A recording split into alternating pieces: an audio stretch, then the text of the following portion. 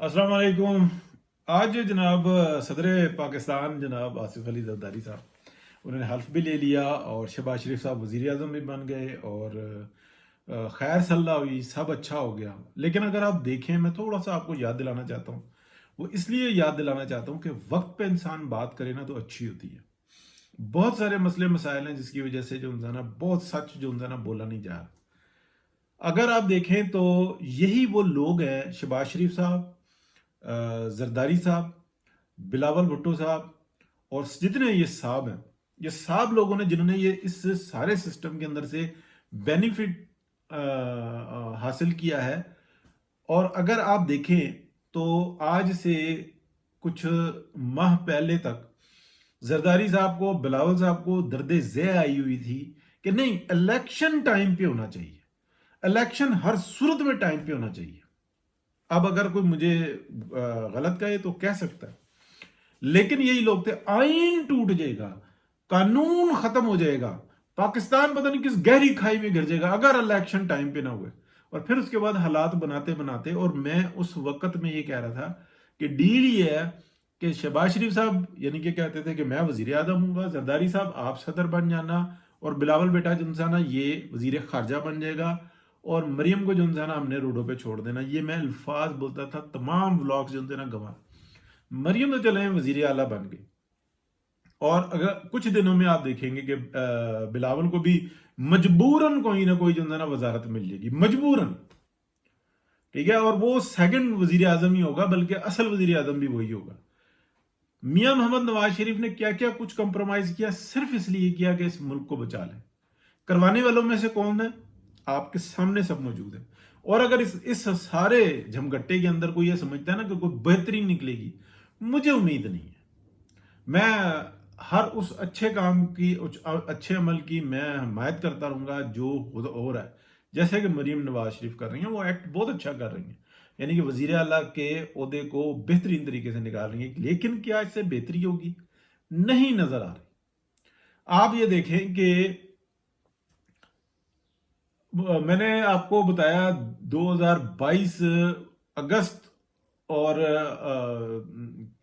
या जुलाई और अगस्त के, आप जो उनसे ना व्लॉग्स मेरे देखें, उसके अंदर बताया कि जो 2024 मार्च और अप्रैल के अंदर इंतखाबात होंगे।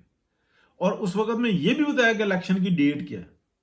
लेकिन ये बताया कि यार ये प्रोग्राम तयशुदा है, हमें हर सूरत में निकलना है। उस सारी चीजों को मतलब कैलकुलेट करते हुए किस जगह पर लेके आए, मियां मोहम्मद नवाज शरीफ को कैसे सिस्टम से बाहर निकाला, और कैसे जो ना अंदर से वारदात डली। क्या ये कोई अच्छी बात है? क्या ऐसा शख्स जो चोर दरवाजे से घुसा हुआ वो को बेहतरी कर सकता है, जिसकी मुनाफकत और जिसका अमली मुनाफकत जो है ना मुंह पे बोल रही हो, और बिल्कुल सामने यहाँ है कि किस तरीके से क्या हुआ है। इलेक्शन जो है ना, ये अपना सेनेट के जो लेट हुए हैं, आप मुझे बताएं कि कौन सी क्यामत टूट पड़ी। अगर ये इलेक्शन जो सा है, ये अगर मार्च 8 की बजाय अगर ये अप्रैल के फर्स्ट वीक में आ जाता तो कौन सी क्यामत टूट जाती। लेकिन किस तरीके से क्या प्रोग्राम बनाया, आप मुझे ये बताएं कि 8 मार्च को, 8 फरवरी को, सॉरी, जो ये है, ये इलेक्शन जो हुआ है, अगर ये जो डेट है, अगर ये 1 महीना आगे चली जाती, क्या फर्क पड़ जाता। ठीक है, और दूसरी बात ये है कि ये जो इलेक्शन जो इसका लेट हो गया सेनेट का, तो क्या फर्क पड़ गया? कोई फर्क नहीं ना पड़ा।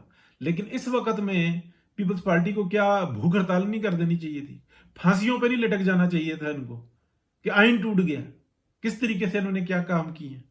मैं बात को बार बार इसलिए दोहरा रहा हूं ताकि याद आए कि ये किस तरीके से ड्रामेबाजियां की गई। और ये कहा गया मैं संभाल लूंगा, फलाने मैं संभाल लूंगा, मैं ये कर लूंगा। नहीं होता इस तरीके से। 8 फरवरी का इलेक्शन जो है ना, इंतहाई मुतनाज़ा इलेक्शन है। इसमें सबसे ज्यादा जो ज्यादती हुई है PMLN के साथ हुई है। और ज्यादती करने के बाद जो है ना, एक ऐसे शख्स को जिसके पास पूरा रेस्क्यू प्लान है, उसको साइड पे कर दिया गया और दूसरे का गया मैं हाजिर हूं। और उस शख्स ने पहले, जब वो लंदन में बैठा हुआ था ना, मेरे दर्जनों के हिसाब से व्लॉग्स हैं, मैंने सारी मीटिंग्स के बारे में उस वक्त में बता रहा था कि क्या क्या कुछ हो रहा है, और मेरे पास क्या ऐसी चीज है, क्या ऐसा सोर्स है कि तमाम चीजें बता रहा था। इतना पक्का मतलब सोर्स है, एक एक चीज जो था ना मैं बता रहा था कि क्या हो रहा है। मियां साहब ने कहा ठीक है, मेरे भाई को ले आओ। آپ کرو جس طریقے سے کرنا چاہتے ہو، لیکن مجھ سے میری ذمہ داری نہیں ہے. جبکہ یہ باتیں ساری طے کر لی تھی. کب سے کر لی تھی؟ یہ دسمبر 2021 میں طے کر لی تھی کہ کسی قسم کی کوئی مداخلت نہیں آپ کریں گے. بین اس وقت سے لے کے اس کے بعد وہ پریس کانفرنس دیکھ لیں، ایک ایک چیز دیکھ لیں، مداخلت ہی مداخلت. تو پھر اس کا قصوروار کون ہے؟ میں ایک بات یہ جانتا ہوں کہ اگر اس ٹائم میں میاں محمد نواز شریف وہ یہ کہیں کہ ٹھیک ہے میں اکڑ جاتا ہوں، میں اپنے بھائی کا بھی ساتھ نہیں دیتا، میں اپنی پارٹی کا ساتھ نہیں دیتا، ملک ڈیفالٹ ہوتا ہے تو ہوتا رہے، تو تاریخ یہ لکھے گی کہ صرف اپنے اقتدار کے لیے یا اپنی انا کے خاطر ہم نے یہ نہیں کرنے. ہو سکتا ہے آگے اچھا راستہ نکل آتا، مجھے امید نہیں ہے. راستہ نکل آئے لیکن مجھے امید نہیں ہے، اس لیے کہ آج میں اس لیے بتا رہا ہوں کہ زرداری صاحب صدر بن گئے ہیں نا، ابھی بس بلاول نے جو ہے نا وزیر خارجہ بننا باقی ہے. اور آپ یہ دیکھیں کہ یہ جو الفاظ میں بول رہا ہوں، یہ الفاظ آپ اس وقت میں بھی دیکھ لیں کہ یہ تمام جو ہے نا یہ اس سائڈ پہ جنہوں نے طے کیا کہ ہم اس طریقے سے نکلیں گے، اس وقت میں میاں نواز شریف کیوں کر رہے ہیں کہ یار یہ آئی ایم ایف کا معاملہ ہو اور یہ کسی طریقے سے بہتر معاملہ چل جائے اور آگے نکل جائے. غلطیاں اپنی بھی ہیں، غلطیاں میاں محمد نواز شریف کی بھی ہیں، اس کو بھی جو ہے نا بندہ یاد رکھے. جب آپ رشتوں میں پھنسیں گے، جب آپ حقدار کو اس کے منہ پہ اس کی تعریف نہیں کریں گے اور آپ یہ کہیں گے کہ یہ پارٹی میرے گھر کی کے اندر ہی رہے، تو پھر کچھ نہیں ہو سکتا.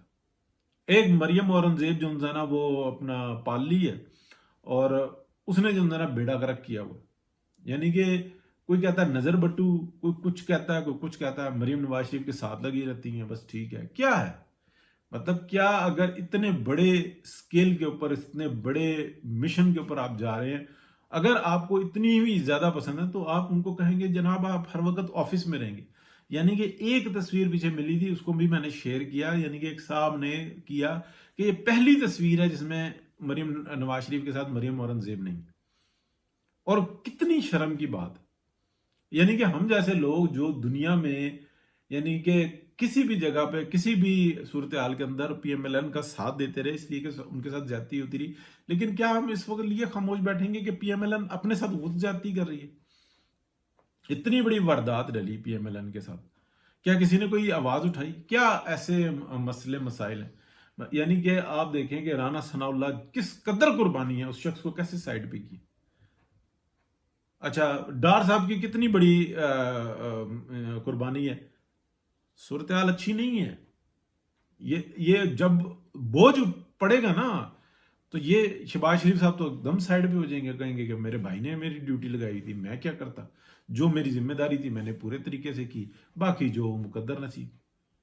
نہ میری پہلے عزت تھی، نہ ابھی مجھے کوئی اس کی ایسی بات ہے. وہ ان کی بلا سے ان کو شوق وزیر اعظم بنا ہوا ہے اور انہوں نے حاصل کر کے رہے ہیں. مسئلہ یہ ہو جاتا ہے کہ جس کو اللہ پاک عزت دیتا ہے نا، جس عزت کے مقام پہ میاں نواز شریف کو بٹھایا، وہ پھر ذمہ داری بہت بڑی آ جاتی ہے. وہ جو ایک عزت کا عروج آتا ہے نا، اس کے ساتھ یہ ہو جاتا ہے کہ پھر آپ نے کسی کے ساتھ کوئی رعایت نہیں کرنی ہوتی. اور لوگ پتہ نہیں کہاں پہ پہنچتے ہیں. چاہتے تو قوم بنا دیتے. مریم نواز شریف لڑی ہے، بہترین طریقے سے لڑی. اگر اس کی پالیسی پہ عمل ہوتے تو 2/3 سے زیادہ اکثریت لیتے اور کسی کی جرت نہیں تھی کہ کوئی اس طرح کا کام کر دیتا. نہ پیپلز پارٹی بچتی، نہ کوئی اور بچتا. لیکن دیکھیں میرا بھائی میرا بھائی میرا بھائی، آپ دیکھیں کہ کیا ہوا تھا. بھائی کے ہاتھوں کس ایک گورنر لگایا تھا اور منع کرتے رہے کہ نہ لگائیں.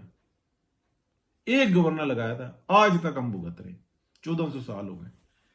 اس سے زیادہ بندہ کیا بات کرے. اللہ رحم فرمائے. بہت شکریہ جی.